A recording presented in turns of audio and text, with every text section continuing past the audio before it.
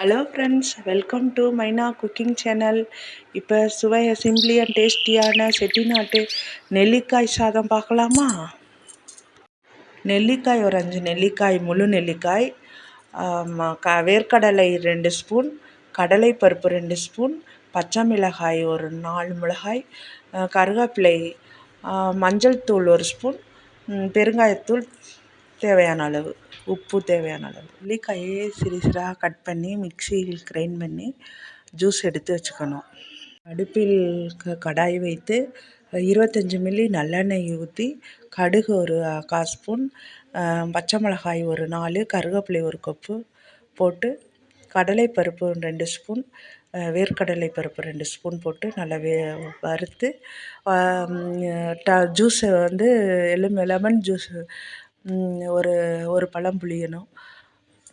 அப்புறம் நம்ம நெல்லிக்காய் ஜூஸை மிக்ஸ் பண்ணி கொதிக்க 1 ஸ்பூன் தேவையான அளவு உப்பு போட்டு தேவையான மஞ்சள் போட்டு கொதிக்க விடவும். பொடி ரெடி பண்ணணும், ஸ்பெஷல் பொடி. அதுக்கு தேவையானது ஒரு ஸ்பூன் கடலை பருப்பு, ஒரு கப்பு கருவேப்பிலை, ஒரு காய்ந்த மிளகாய், இஞ்சி ஒரு சின்ன பீஸு, கட்டி பெருங்காயம் ஒரு சின்ன பீஸு போட்டு நல்லா வாணலியில் வறுத்து மிக்சியில் பொடி பண்ணி வைத்து அது அடுப்பில் சாதத்தில் பிணைந்தெடுத்தால் ரெடி, சுவையான செட்டிநாட்டு நெல்லிக்காய் சாதம் ரெடி.